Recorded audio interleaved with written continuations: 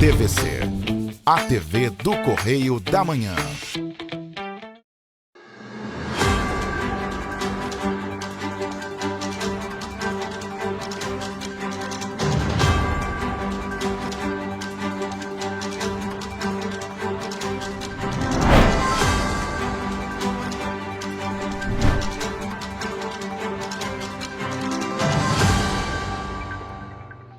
Olá, sejam todos muito bem-vindos ao Correio Serrano na TV. Chegamos com muita notícia. E é claro, lembrando que você pode mandar para cá a sua sugestão de reportagem, sua reclamação, sua denúncia para os nossos canais que já aparecem aí na sua tela. tvccorreiodamanhã@gmail.com é o nosso e-mail, mas tem nosso WhatsApp, é a maneira mais rápida e mais fácil de você entrar em contato conosco. DDD 24 99248 3167. Flagrou alguma situação, viu alguma coisa, fez uma foto, fez um vídeo, manda pra gente. Pode ser uma reclamação, pode ser uma situação inusitada que você viu pela cidade, manda pra gente. E hoje em Petrópolis o dia amanheceu totalmente fechado, nublado. Quando eu cheguei no centro da cidade, o céu estava assim, parcialmente nublado. Ali no finalzinho a gente vai ver um céuzinho, um pedacinho de céu azul querendo sair, mas amanheceu completamente nublado. Será que vai dar sol? Será? Como aquele meme da internet, né? Será? Pois é, a gente vai ver lá no nosso terceiro bloco, na previsão do tempo, mas por enquanto ventando muito, viu? Muito vento em Petrópolis. Vamos então às notícias desta quarta-feira, dia 1º de abril, conhecido aí como o Dia da Mentira, né? Medicamentos podem ter reajuste de até 3,81% no país. Você vai ver também dança das cadeiras na Prefeitura de Petrópolis. Secretário de Saúde deixa o cargo para concorrer nas próximas eleições.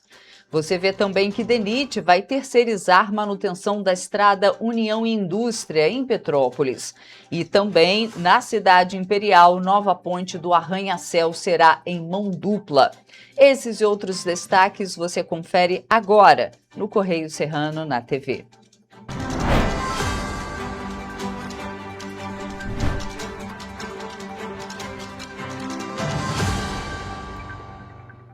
E a gente começa a nossa edição com os destaques do jornal impresso Correio da Manhã, edição Rio de Janeiro. Lembrando que você acompanha todas as nossas notícias nas redes sociais, no nosso site e também nas bancas aqui na região Correio Petropolitano por apenas R$ 2. Vamos então aos destaques da primeira página.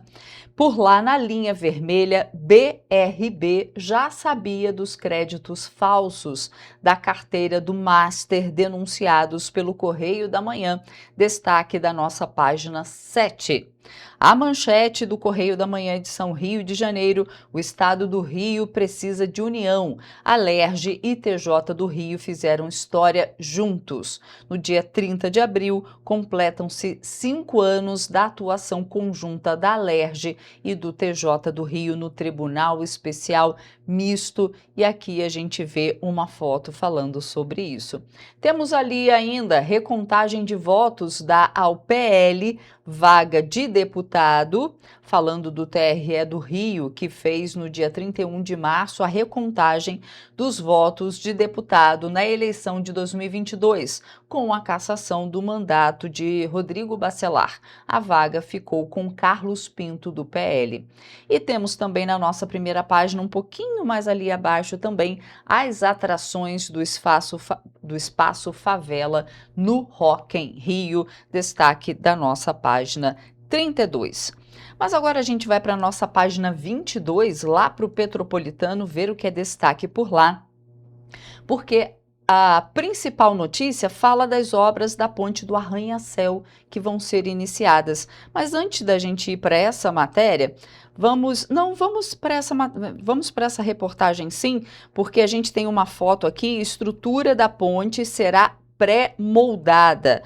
ponte terá mão dupla após o término das intervenções, mas a gente também tem uma reportagem em vídeo falando sobre esse assunto, porque a concessionária Elovias iniciou as obras na nova ponte do Arranha-Céu em Itaipava e anunciou que o equipamento vai operar em mão dupla. A ligação, que está ali na altura do quilômetro 58 da BR-040, com acesso ao quilômetro 34,4 da BR-495, da RJ, né, aqui do Rio de Janeiro, estava prevista originalmente para 2030, no contrato de concessão, essas obras, né? Mas foi antecipada e deve ser concluída este ano, pois é, até o fim de outubro. Vamos conferir. A estrutura é considerada estratégica para a mobilidade urbana, o escoamento econômico e a rotina de moradores da região. O novo projeto prevê uma ponte com 15,6 metros de largura, com uma faixa de tráfego por sentido. A mudança permitirá maior fluidez no trânsito, inclusive com a liberação para a circulação de veículos de carga atualmente proibidos na estrutura existente. Também estão previstos passeios para pedestres em ambos os lados, ampliando a segurança e a acessibilidade no local. A desmontagem da ponte atual está prevista para maio de 2026. A partir dessa fase, o tráfego será desviado por rotas alternativas. Para os pedestres que atualmente utilizam a ponte, a Elovias implantará uma passarela provisória no local.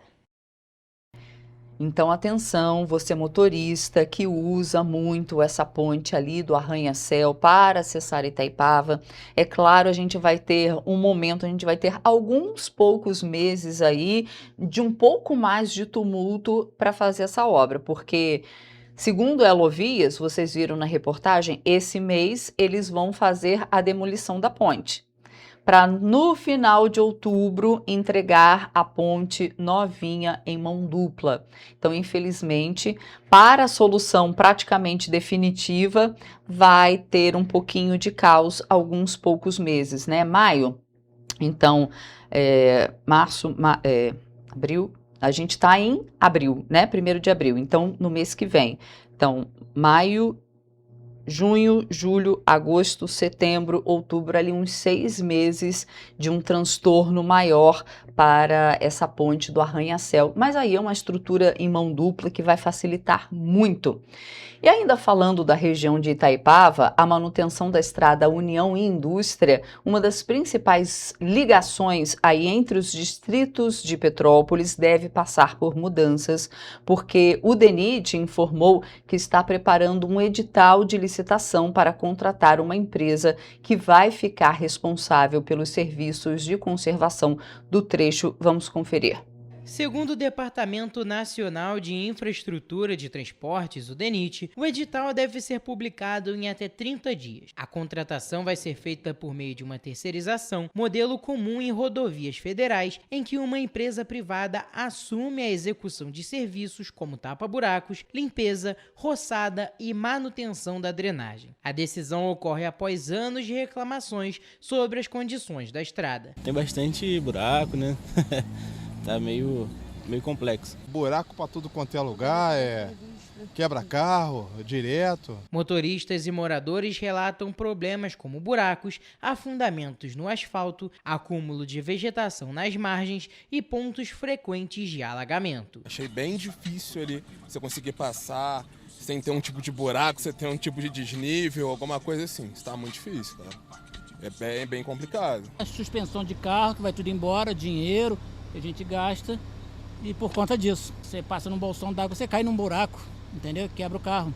Natan trabalha como motorista de aplicativo e, para ele, ao passar pela estrada União Indústria, o risco de acidentes é muito grande. Passa nessas estradas o tempo todo é complicado. Aí tu vai desviar, tu acaba pegando um motoqueiro, não tem sinalização, as curvas são perigosas, uma estrada perigosa. É complicado, tá precisando muito de obras nessas estradas, não só lá, né, em Petrópolis inteiro.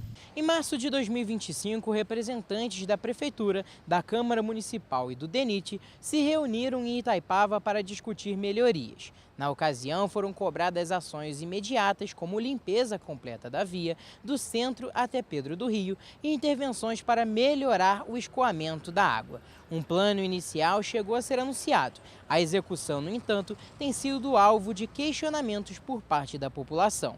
Em abril de 2025, técnicos do DENIT e da CPTRANS também realizaram vistorias em pontos considerados críticos da estrada, como Correios, Bom Sucesso e Pedro do Rio. Entre as propostas analisadas estavam a criação de uma nova alça de acesso ao terminal de Correios, a reorganização do tráfego em Pedro do Rio, próximo ao destacamento de policiamento extensivo, DPO, além de estudos para intervenções em acessos de bairros como Nogueira e Posse.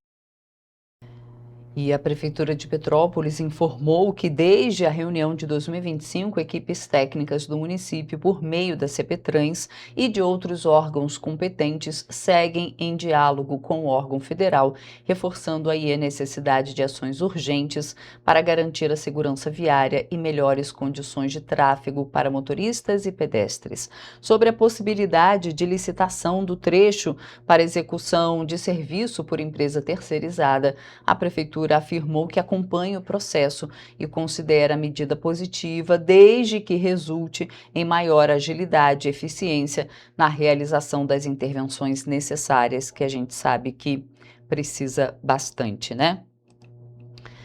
Bom, gente, a gente vai voltar para o nosso jornal. A gente vai agora lá para a nossa página 23, ver o que é destaque por lá. Deixa eu pegar aqui a página 23. Professor da FGV explica impactos da alta dos combustíveis. Rafael Chaves alerta para risco de inflação e desabastecimento no país. Em Petrópolis, o valor médio da gasolina comum chegou a R$ 7,19. Eu vou ler um trechinho aqui, porque a gente também tem uma reportagem em vídeo, porque a alta recente dos combustíveis em Petrópolis não é um fenômeno isolado. Segundo o professor de Economia e Finanças da FGV, Rafael Chaves, o aumento está diretamente ligado ao cenário internacional, especialmente aos conflitos no Oriente Médio. E em entrevista ao programa Correio Petropolitano Debate, o especialista explicou que a guerra atinge uma das regiões mais estratégicas do mundo para a produção e circulação de petróleo. Vamos conferir essa reportagem em vídeo que a gente traz para vocês agora. Rafael Chaves é professor de economia na Fundação Getúlio Vargas e, durante uma entrevista concedida ao Correio Petropolitano Debate, no dia 30 de março, explicou que o aumento do preço do combustível não ocorreu apenas no Brasil, mas sim em todo o mundo. Isso ocorre por conta do cenário geopolítico atual, marcado por tensões intensificadas no Oriente Médio, que causou uma disparada nos preços internacionais do petróleo. Isso porque, de acordo com o especialista, no local onde acontece o conflito, há um fluxo grande de produção e comércio de combustível fóssil. Isso está fazendo com que falte produto ou reduza o tamanho da oferta, pressionando os preços de petróleo e dos seus derivados, né? Gasolina, diesel, querosene de aviação. Então é uma tragédia essa guerra, longe do Brasil, mas os efeitos dela acabam sendo sentidos aqui também. Em decorrência do conflito no Oriente Médio, o governo federal anunciou uma série de medidas para combater o aumento dos combustíveis, mas para o especialista, lutar contra o preço adotado pelo mercado não é o melhor caminho. Imagina um posto que tenha lá no Mato Grosso do Sul vendendo diesel e alguns fazendeiros preocupados com a colheita, com medo que falte o produto. Então ele está disposto a pagar um preço mais alto, porque ele quer garantir o diesel para fazer a colheita. De acordo com o Rafael, desta mesma forma, o posto de gasolina está disposto a importar e vender por um preço mais elevado. Então, quando você toma medidas de botar a Polícia Federal, assustar o comerciante e dizer que determinado preço não pode ser praticado, você está interferindo ali naquela relação de compra e venda de mercado, que tem uma razão de ser. Então, se o preço está subindo, é porque está diminuindo a oferta do produto. Em Petrópolis, na última semana de março, o preço máximo de revenda da gasolina aditivada chegou a R$ 7,49 e o médio a R$ 7,17. A gasolina comum registrou o preço máximo de R$ 7,29 e médio de R$ 7,04. Se comparado com a terceira semana do mês, houve um aumento de 10 centavos em todos os valores. Rafael Chaves alertou para um possível desabastecimento dos postos de gasolina no Brasil. Para o especialista, as medidas do governo podem afetar as relações entre compradores e revendedores. Quando o governo entra no meio dessa relação, criminalizando essa atividade comercial, o primeiro impacto que você pode ter é uma inibição da importação. Quando você inibe a importação, você pode ter o desabastecimento, que é péssimo. O diesel mais caro do mundo é aquele que falta, que não tem. De acordo com o economista, o outro efeito é na inflação. Ele explica que a gasolina faz parte de 5% do índice de preços ao consumidor, o IPCA. E o diesel, apesar de contribuir com uma fração menor do IPCA, ele impacta através de uma disseminação pelo transporte no Brasil ser inteiramente rodoviário. Então, se o diesel sobe de preço, ele acaba encarecendo a logística do país como um todo. Então, alimentos tendem a subir, custo de transporte, de uma maneira geral, tende a subir. Então, esse é um outro impacto negativo que bate na inflação e acaba batendo lá no Banco Central. Olha, tem 2 pontos aí que eu devo discordar do nobre professor da FGV. O PROCON tem que sim fiscalizar. Não é forçar a abaixar os preços, é fiscalizar para ver se o aumento está sendo abusivo ou está sendo necessário, como o próprio professor falou. Então, o PROCON deve sim fiscalizar, o papel do PROCON é fiscalizar para ver se não está tendo preço abusivo. Isso não é controle, é apenas a verificação em prol do consumidor. Deve haver.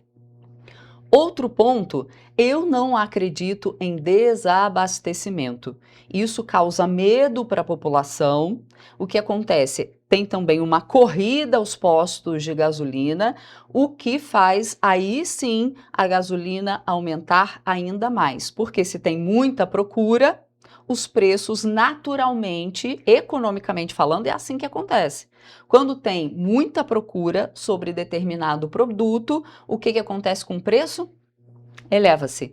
Quando aquele produto não tem procura, economicamente, o que acontece? O preço daquele produto, ele cai. Então, não acredito em desabastecimento. É uma fala assim que pode causar medo da população e uma corrida aos postos de gasolina. E é muito temeroso falar em desabastecimento. Não sei se vocês vão lembrar quando houve aquela tragédia lá no Rio Grande do Sul, aqueles alagamentos, né? Foi ali em meados de 2024. Todo mundo falou do desabastecimento do arroz. E no final das contas, não teve desabastecimento do arroz. E aí o que acontece? Tem uma corrida às prateleiras, todo mundo quer estocar, no caso que eu estou falando do arroz, né? Todo mundo estocou o arroz e no final das contas o preço sobe, o preço do arroz foi nas alturas e criaram-se vários memes, inclusive na internet, falando do preço do arroz e no final das contas o que aconteceu? Não houve desabastecimento.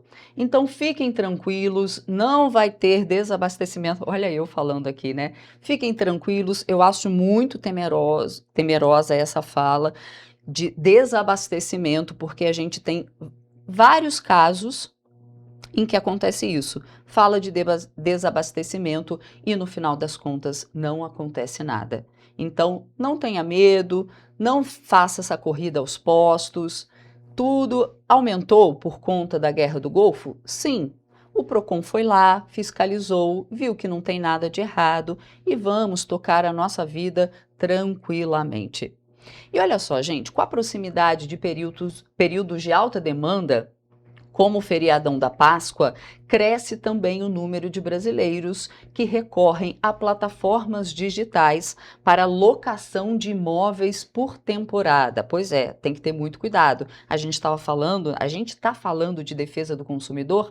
Pois é, a praticidade e a variedade de opções oferecidas por aplicativos como o Airbnb ampliaram o acesso a hospedagens, mas também esses novos recursos trouxeram desafios jurídicos relevantes. Por isso, nós entrevistamos o advogado Fábio Araújo para entender os direitos tanto do consumidor quanto dos anfitriões nesses casos. Vamos conferir. Em épocas comemorativas, como o período da Páscoa que está se aproximando, a procura por imóveis com aluguéis de curta duração cresce consideravelmente em todo o Brasil. Essas viagens, muitas das vezes, são realizadas para visitar a família ou até mesmo para ter um período de descanso. Essas situações, elas são, no Airbnb, ofertadas pelaquela pessoa que eles chamam de hosting, né? Que é o proprietário do imóvel, e ele vai dizer, olha, o imóvel é assim, é assado, tem aquilo, tem ar-condicionado, tem chave eletrônica, e isso é importante porque já te dá uma noção do que você vai encontrar. Ainda de acordo com o advogado, os problemas costumam surgir a partir do não cumprimento do que foi combinado. Mas, por exemplo, se lá diz que tem um ar-condicionado e você viaja para um local na expectativa de encontrar um ar-condicionado, problema ali na reportagem, a gente vai fazer agora um rápido intervalo, não saia daí porque na volta a gente vai mostrar essa reportagem e várias outras para você. A gente volta já.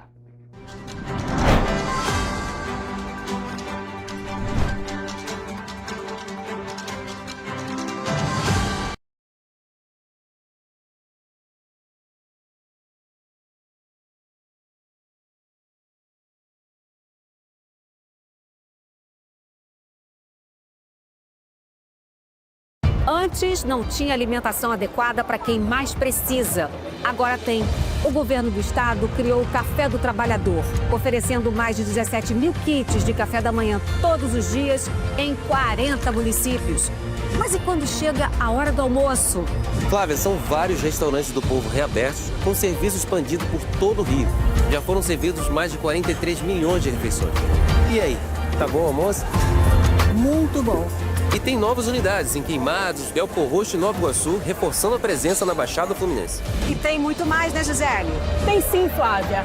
Antes, tinha muita gente sem alimentação adequada. E com o RJ Alimenta, o governo do estado distribui 8 mil quentinhas todos os dias de café da manhã, almoço e sopa em todas as unidades.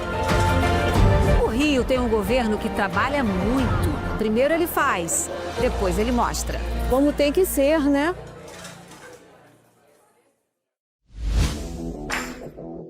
Para ter mais qualidade de vida, conte com a maior rede de academias de Petrópolis. Aqui na Corper, com uma mensalidade, você utiliza todas as unidades: Centro, Bingen, Itamaraty e Itaipava. Com planos a partir de R$ 98,00, a academia oferece ambientes modernos para você cuidar da sua saúde com segurança. Os espaços contam com dezenas de aparelhos de musculação, diversos equipamentos para aeróbico e funcional, além, é claro, de profissionais qualificados e uma extensa grade de aulas coletivas, que inclui dança, bike, jump, wolf fit, step fit, entre outras. Nossas estruturas são equipadas com salas de musculação e aulas coletivas, salas de avaliação física e nutricional, vestiários e estacionamentos amplos. Venha nos fazer uma visita e surpreenda-se! O estado do Rio de Janeiro é, com certeza, um estado de inspiração. Eu sou mais RJ. E você? Sou mais cultura. Sou mais emprego. Resultado de exames. Sou mais serviços. Sou mais segurança, com maior apreensão de armas, mais polícia nas ruas e planejamento para grandes eventos. O Rio de Janeiro está em alta. Para onde você olha, tem mudança acontecendo. O Rio de Janeiro é líder em óleo e gás. Temos o maior centro de diagnóstico da América Latina. Todo mundo sabe. Que orgulho viver aqui. Somos o estado que não para de crescer. Governo do estado do Rio de Janeiro. O trabalho não para. É todo dia e é de todos. Um bom jornal tem que ser direto. Tem que ser direito. Não ser de esquerda ou de direita, mas direito. É ter coragem de informar a verdade e não impor a sua verdade. É respeitar a inteligência do leitor e vontade do eleitor. Correio da Manhã. Um jornal que há 124 anos tem a coragem de ser direto e direito. em uma banca perto de você. Petrópolis, uma cidade histórica, que agora tem um novo ponto de conexão. O Correio Petropolitano se renovou e leva o que de mais importante acontece na cidade, de maneira mais ágil e acessível. Acesse as notícias de Petrópolis de maneira rápida e prática, onde quer que você esteja. Fique por dentro dos acontecimentos da cidade, da política, da cultura e muito mais. Correio Petropolitano. A informação de qualidade a um clique de distância. Acesse www.correiopetropolitano.com.br.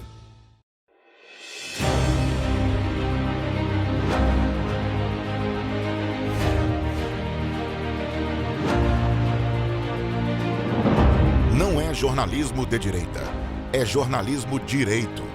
Correio Petropolitano. Tudo que seu jornal não deveria ter deixado de ser. Todos os dias, em uma banca perto de você.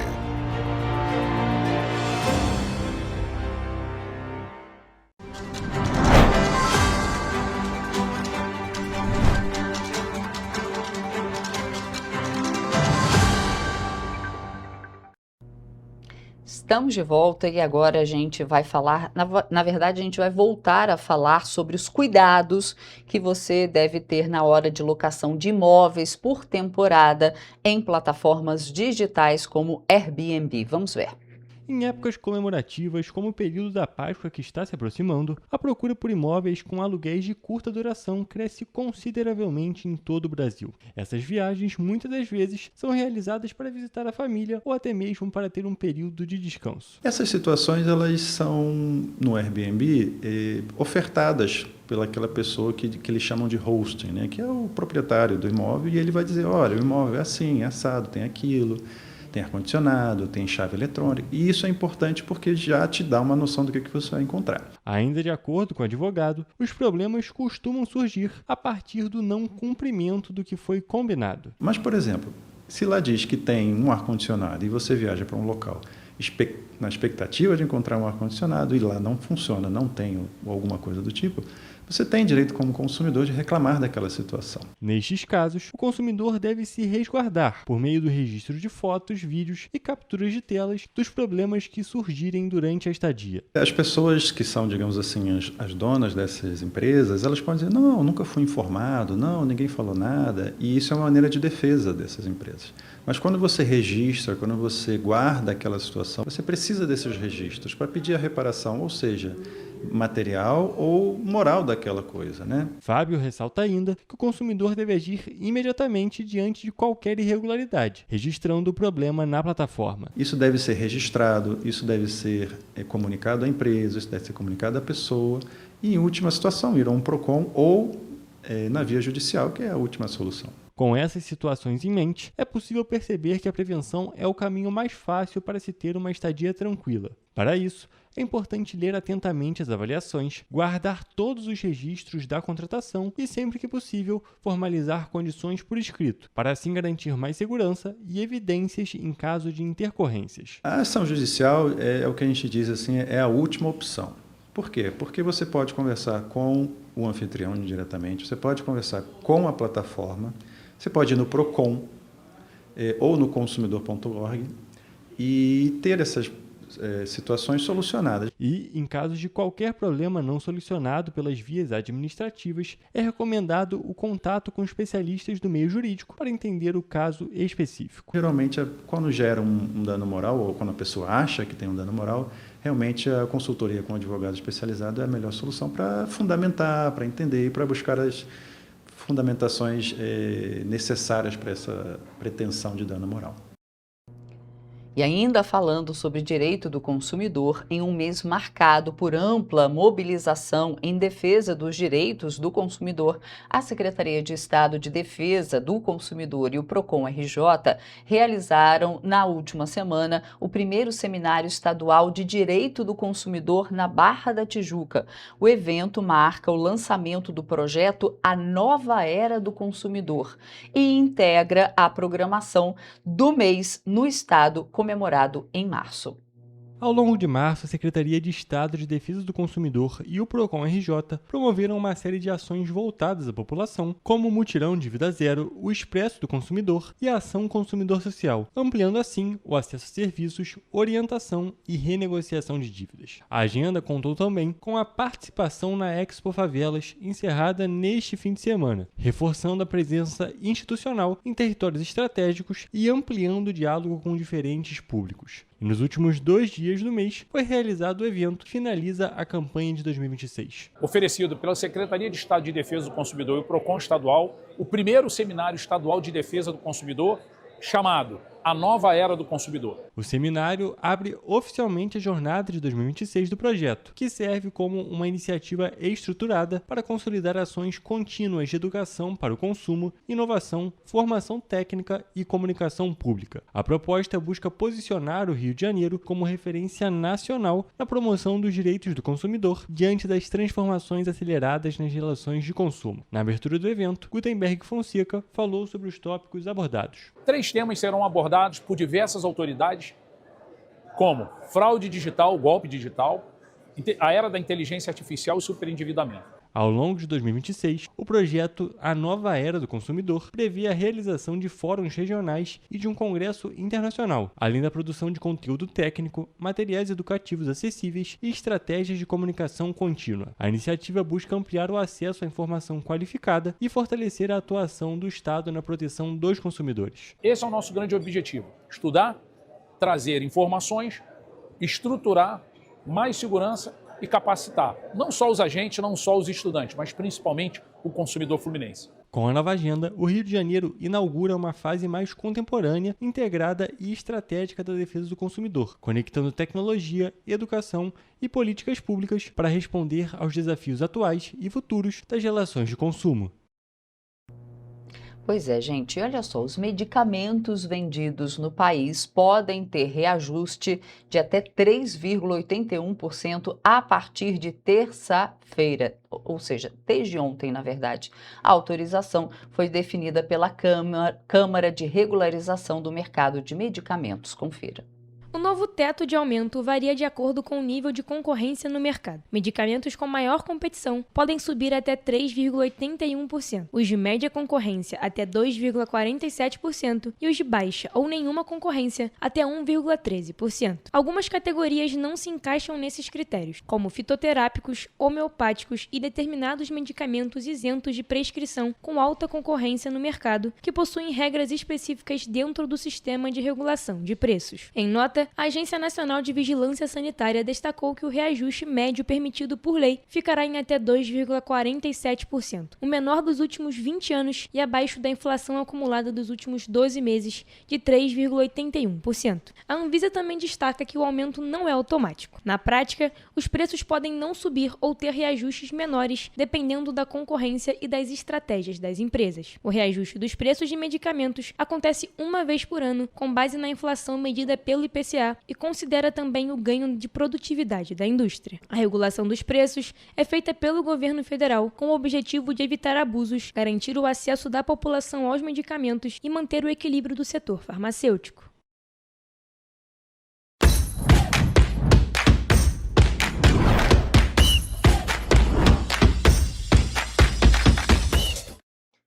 Começamos agora mais um Correio Esportivo, o momento de focar em esportes aqui na TV Correio da Manhã. Na edição de hoje vamos falar de Seleção Brasileira, Botafogo e também Fórmula 1.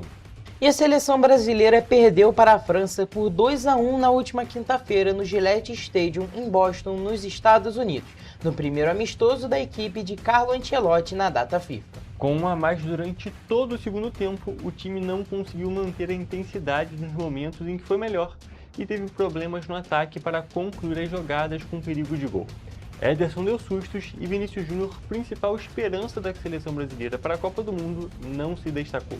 Hugo, acho que a gente pode destacar negativamente, principalmente, o ataque da seleção brasileira, que foi todo mundo muito ruim, tirando o Luiz Henrique, que entrou depois. Exatamente, o Luiz Henrique realmente entrou colocando fogo no jogo. jogando da maneira que, pelo menos eu espero que todos os jogadores da seleção joguem, porque ele jogou dando o sangue dele em todas as bolas, todas as divididas, e foi realmente muito bem. Para mim, de longe, o melhor jogador da seleção brasileira nesse amistoso. Não falando também de meio campo, defesa, todo mundo, para mim, ele foi o melhor. Mas realmente, o restante dos jogadores, todos os outros, foram muito mal. Rafinha fez um péssimo primeiro tempo, Matheus Cunha e João Pedro pouco fizeram quando entraram, Igor Thiago também foi muito mal quando entrou. Acho que inclusive foi o menos pior desses centroavantes, né? O João Pedro, dos que entraram, acho que ele foi muito mal também e já tinha se destacado em outros jogos pela seleção. Exatamente. E por fim, a gente também na realidade, antes do Vinícius Júnior, a gente também tem o Martinelli, que eu acho que ele fez um jogo ok. Ele tava jogando do lado oposto ainda, né? Ele conseguiu fazer um jogo até que ok. E por último, a gente tem o camisa 10 e faixa da seleção brasileira no finalzinho do jogo, o Vinícius Júnior, que pra mim foi o pior jogador em campo. Com certeza. Tudo que ele tentava dar errado e dava errado, todos os passes, todos os dribles, forçava muitas jogadas e nada dava certo. Eu acho que ele tá passando pelaquela situação de ele tem que ser o destaque da seleção, ele tem que performar da maneira que performa no Real Madrid. Então ele não está se escondendo do jogo, isso a gente tem que destacar. Ele se mostrou, se colocou ali para tentar ser um protagonista em todos os momentos, porém ele realmente estava num dia muito ruim, estava claramente ansioso para poder resolver o jogo e essa ansiedade só foi complicando a fase que já não é boa pela seleção e todo o time da seleção também não estava bem. Então realmente foi uma partida muito negativa do Vinícius Júnior, realmente um jogo muito ruim. Mas se a gente tiver que falar de alguma coisa positiva desse jogo, Toledo, além, é claro, do Luiz Henrique que a gente destacou, eu vou falar um pouco sobre o Bremer, que para mim foi uma grata surpresa. Foi um jogador que foi bem seguro, teve sim uma participação negativa defensiva nos 2 gols, mas ali foi um erro de toda a linha de defesa. Era um lance que não tinha muito que ele fazia. Exatamente, eu acho que ele não era nem o responsável pela marcação em nenhum dos 2 gols. Mas, levando isso em consideração, diria que a partida dele foi bem positiva, não só pelo gol que ele marcou, mas defensivamente eu acho que ele foi bem. Exato, foi muito bem defensivamente. Foi um destaque ofensivo, porque ele ainda quase faz um golaço de voleio. Teve azar, que acaba que ele não é atacante, ele não vai ter tanta habilidade na hora de chutar, igual a gente se espera de um atacante, por exemplo. Mas, defensivamente, ele foi muito bem, com certeza, da linha de trás ali, ele foi o melhor do Brasil. E outro destaque que eu faria também, negativo, é o Douglas Santos, que fez boas partidas, mas contra a França agora ele foi muito mal. Exatamente, a primeira convocação dele foi estranha, mas aí ele começou a jogar, foi uma grata surpresa, só que aí nesse jogo de um nível maior, realmente ele foi muito mal, diria que junto com o Vinícius Júnior foi um dos piores em campo, e também, infelizmente, fazendo mais um destaque negativo, a gente também tem um Ederson, né, Toledo, que ele foi muito mal no segundo gol. No primeiro gol, eu acho que não foi culpa dele não, foi um lance de genialidade do Mbappé mesmo, que deu uma cavada muito alta, eu acho que esse é o principal mérito do lance. Se ele fica dentro do gol, o Mbappé era só chutar reto. Exatamente. Né? Então eu diria que foi muito mérito do Mbappé no primeiro gol. Mas no segundo gol do Ekitike, aí eu acho que já tem um demérito do Ederson, porque ele já está na horizontal e o Ekitike ainda nem chegou na bola. Então realmente um lance muito complicado, o 1 contra 1 dele não é muito forte. E por conta disso fica naquela dúvida de quem é que é o reserva imediato do Alisson, que está sofrendo por problemas físicos, está lesionado agora, ano passado passou boa parte da temporada lesionado, então fica nessa dúvida, inclusive com boatos de que o Bento pode ser o titular nesse próximo jogo, e a gente já falou muitas vezes aqui na sua opinião sobre o Bento. Muito dele. A gente não é muito fã dele não. Inclusive, a seleção brasileira entra em campo nesta terça-feira, às 9 horas da noite, em Orlando, em um jogo contra a Croácia. Ancelotti deve fazer mudanças após as lesões e tenta ajustar a equipe após a derrota para a França, em meio a críticas e incertezas sobre o time titular. Exatamente, Hugo, e por isso já temos a ausência confirmada de Wesley e Rafinha. Vamos tentar dar uma ajudinha ao Ancelotti e vamos escalar a nossa seleção. Toledo, no meio de várias lesões que aconteceram durante essa data FIFA, inclusive Vinícius Júnior ainda é tido como dúvida para esse jogo, a gente tem que escalar nossa seleção. E vale destacar também que essa derrota para a França não é fim do mundo, que a França é o principal time do mundo e 6 jogadores titulares da seleção brasileira estavam machucados. Foi realmente uma atuação bem abaixo, só que não tem como considerar como fim do mundo vendo tudo isso. Mas com o que a gente tem disponível, a gente tem que escalar aqui. A gente já sabe, né, eu já trouxe aqui essa questão do Bento, possível titular. Queria saber se você concorda. Não concordo, Hugo. Eu acho que mesmo a gente já comentou muito mal também do Hugo, eu iria com o Hugo no gol. Exatamente. Eu não teria convocado o Bento, essa é a realidade. E o titular para mim seria o Fábio jogando ali na reserva. Com certeza. Porque eu acho que ele é o que mais merece. Mais regular. Exatamente, Fácil. mais regular do Brasil, o melhor goleiro do Brasil. E eu acho que com uma diferença boa para os outros goleiros. E na zaga você iria com quem? Na zaga, manteria o Bremer, que foi muito bem nesse Merece jogo. a titularidade. E eu faria o teste do Vitor Reis, que foi recém-convocado na realidade. Tá jogando bem no Girona. E eu fazia esse teste, porque agora é hora de fazer teste, né, Toledo? A gente tá com tanta lesão, a gente tem que testar um jogador diferente. Eu botaria o Vitor Reis, principalmente levando em consideração que eu acho, pelo menos, que o Léo Pereira não foi tão bem nesse primeiro jogo. Na verdade, eu acho que ele foi mal no jogo. Não foi péssimo, mas eu acho que ele não foi bem. Os lances que o Léo Pereira, ele tinha o que fazer, não tinha tanto o que fazer, porque era sempre contra o Mbappé, e o Mbappé é um dos melhores atacantes do mundo. Eu também iria com o Vitor Reis, um zagueiro muito novo, que com certeza ainda tem muito para contribuir para a seleção. E nas laterais, Toledo? Nas laterais aí já fica um pouquinho mais difícil. A gente ainda não tem tantas opções boas. Nosso lateral Wesley tá machucado. Eu acho que são as duas posições mais difíceis. Exatamente. Eu acho que faria o teste que o Ancelotti deve fazer mesmo, colocar o Ibanez ali na lateral direita, tendo em vista que o Militão deve ser o titular na Copa do Mundo.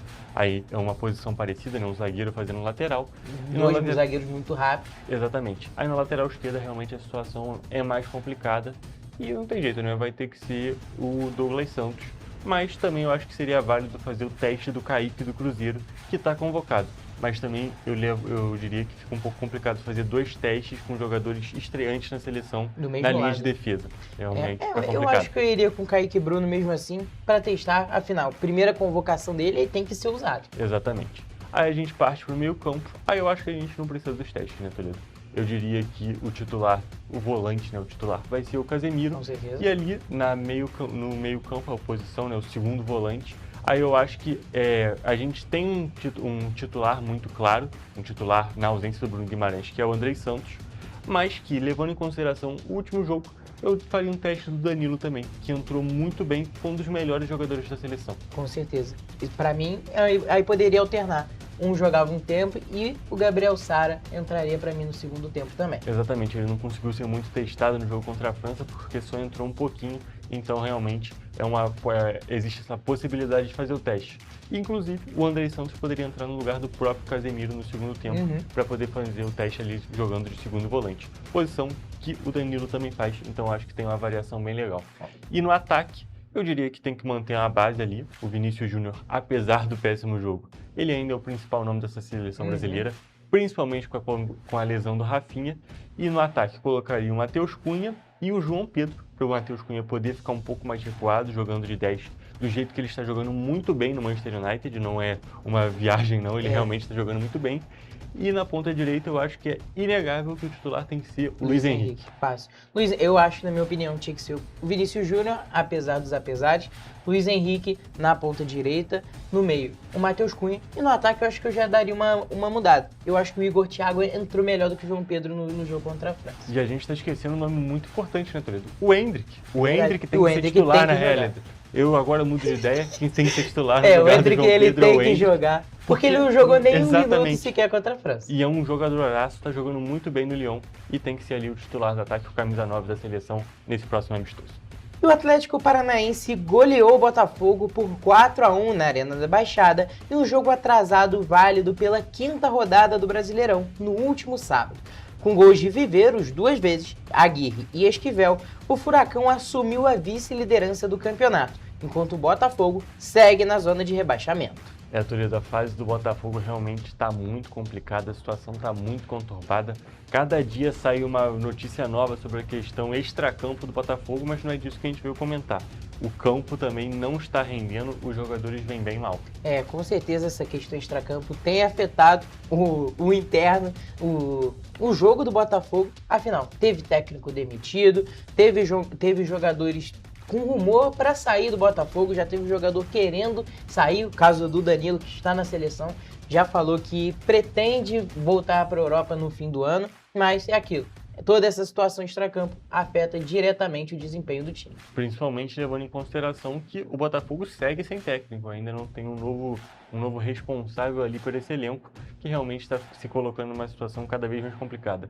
É um time muito bom, que tem grandes nomes, a gente pode achar aqui o Montoro, Alex Telles, que inclusive poderia estar na seleção brasileira, vários outros jogadores de grande qualidade, mas que realmente o todo não está rendendo nesse exato momento.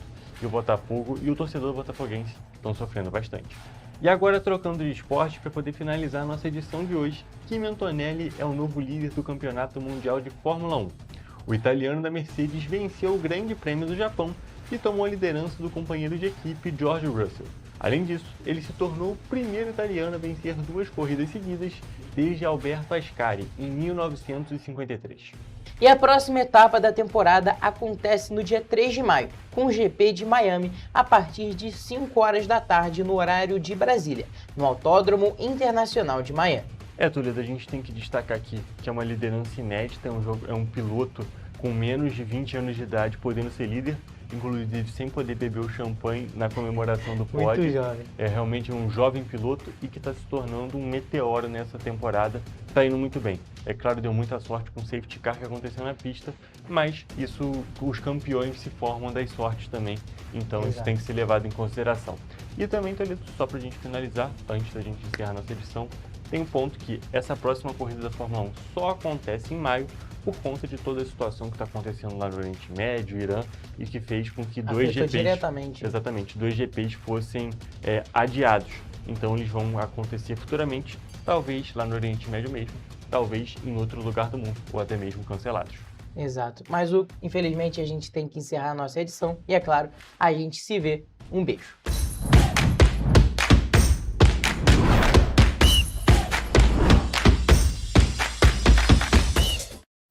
E a gente faz agora um rápido intervalo e a gente volta já.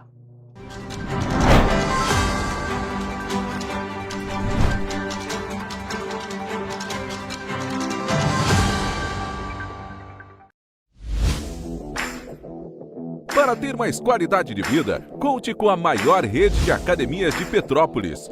Aqui na Corper, com uma mensalidade, você utiliza todas as unidades: Centro, Bingen, Itamaraty e Itaipava.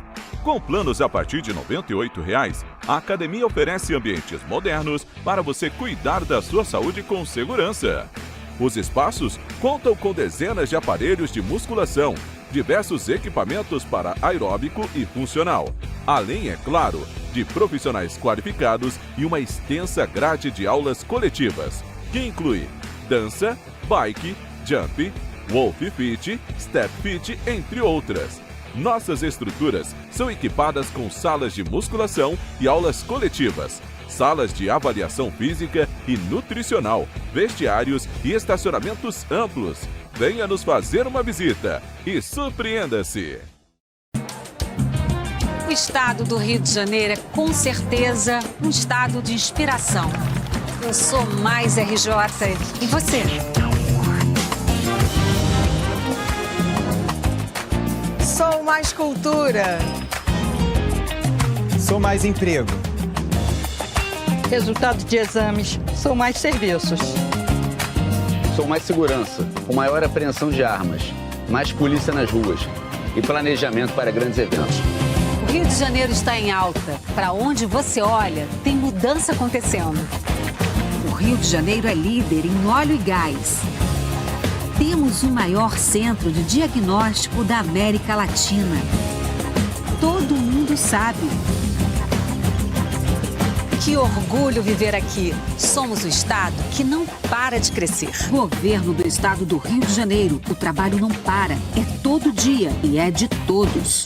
Antes não tinha saúde de qualidade no estado todo. Agora tem. Agora tem o Rio Imagem Baixada, que atende milhares de pessoas em toda a região.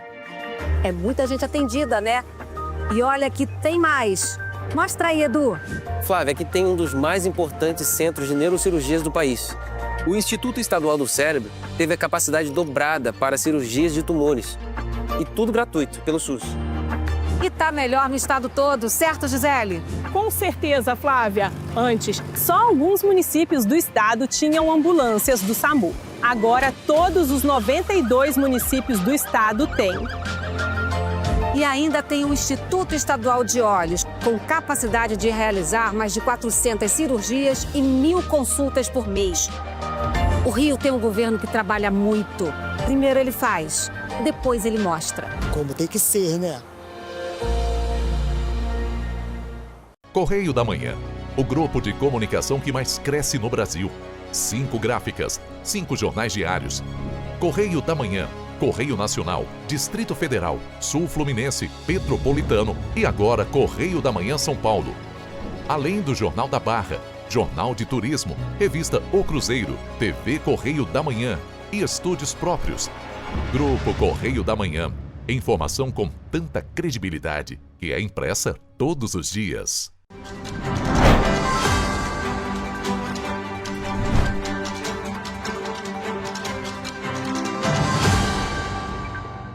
Estamos de volta para o nosso terceiro bloco e a gente começa ele falando que 5 pessoas foram presas durante uma operação conjunta das polícias militar e civil em Petrópolis. Olha só isso, gente.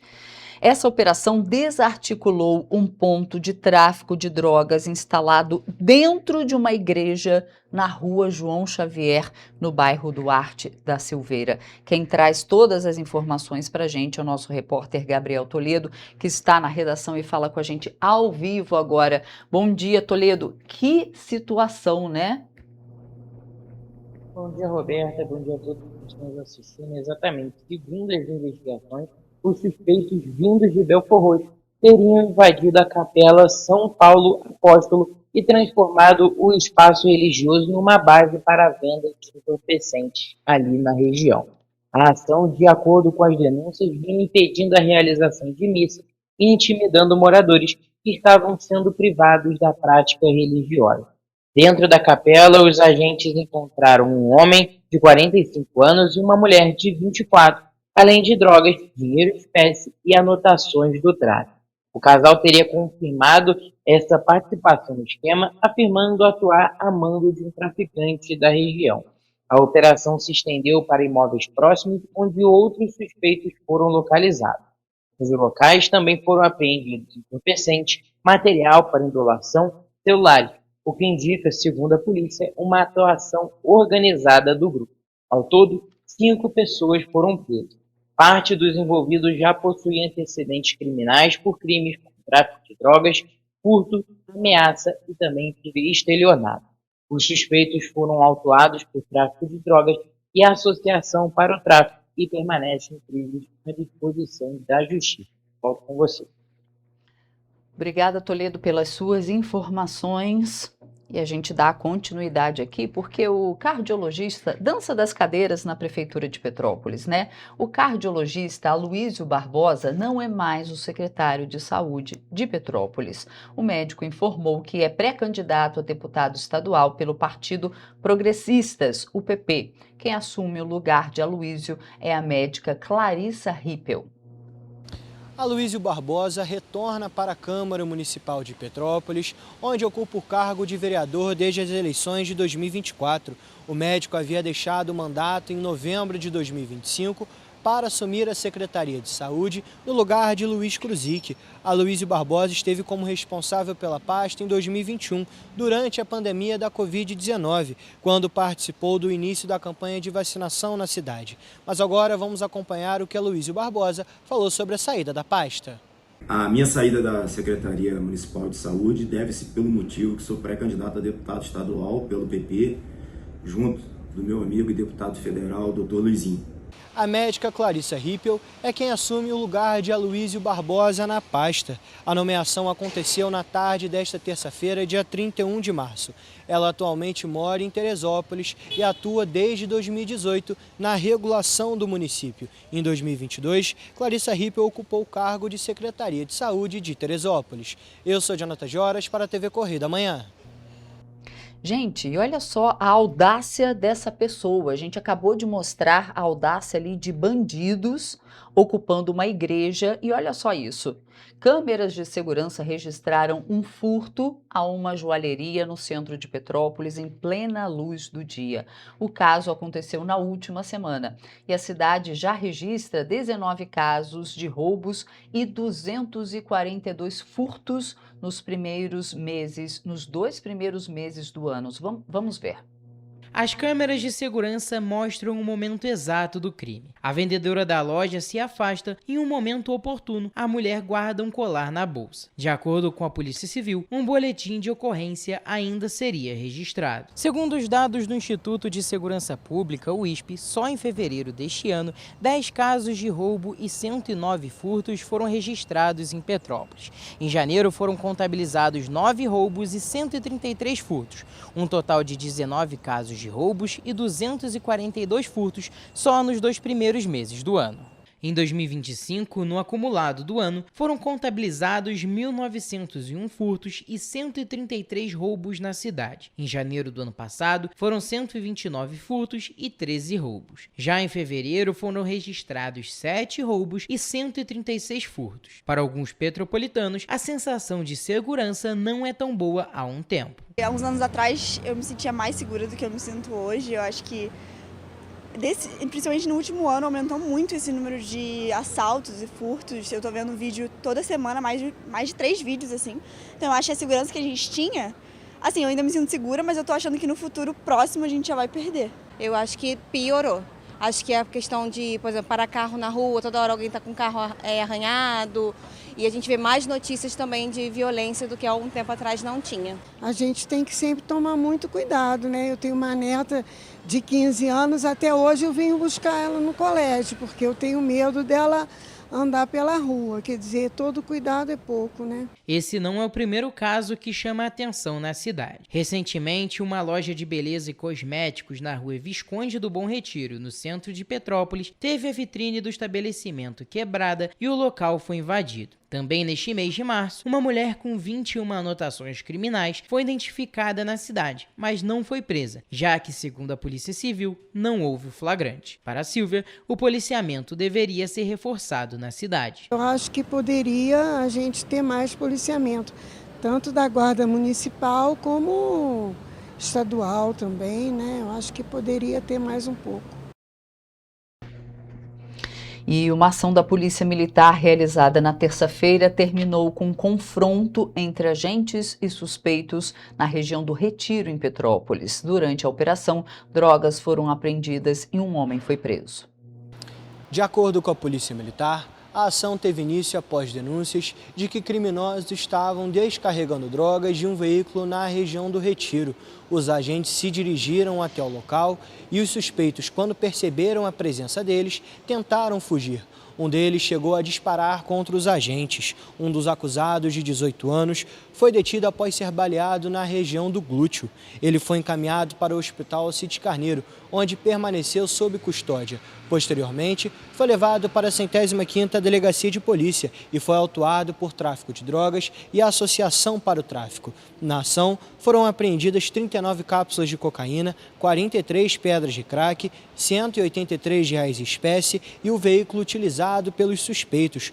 O outro homem, apontado como responsável pelo tráfico de drogas da localidade, conseguiu fugir e vai responder por tentativa de homicídio.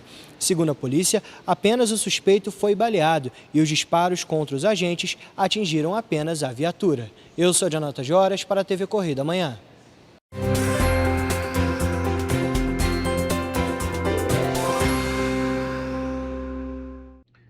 Olá, e vamos com a previsão do tempo para quarta-feira. Eu já adianto que temos previsão de chuva em todas as cidades da nossa região de cobertura. Em Nova Friburgo, a quarta-feira será de sol com muitas nuvens e pancadas de chuva à tarde. Muitas nuvens na parte da noite, mas sem chuva. E os termômetros variam entre a mínima de 17 e máxima de 25 graus Celsius. Teresópolis, o dia de quarta-feira será de sol com algumas nuvens. Além disso, pode chover rápido durante o dia e à noite, e as temperaturas vão variar entre a mínima de 17 e máxima de 25 graus Celsius. Aqui em Petrópolis, a quarta-feira também será de sol com muitas nuvens, podendo ter pancadas de chuva na tarde e na noite. E os termômetros vão variar entre a mínima de 17 e máxima de 25 graus Celsius. Agora, partindo para a região centro-sul aqui do estado, em Paraíba do Sul, o dia será de sol com algumas nuvens. chove rápido durante o dia e à noite, e as temperaturas variam entre a mínima de 20 e máxima de 28 graus Celsius. E para finalizar a nossa previsão do tempo em Três Rios, a quarta-feira será de sol com algumas nuvens. Pode chover rápido durante o dia e à noite, e os termômetros variam entre a mínima de 20 e máxima de 29 graus Celsius. E essa foi a previsão do tempo para quarta-feira nas cidades da nossa região de cobertura.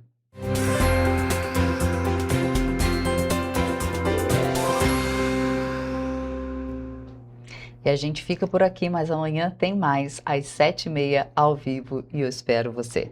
Tchau!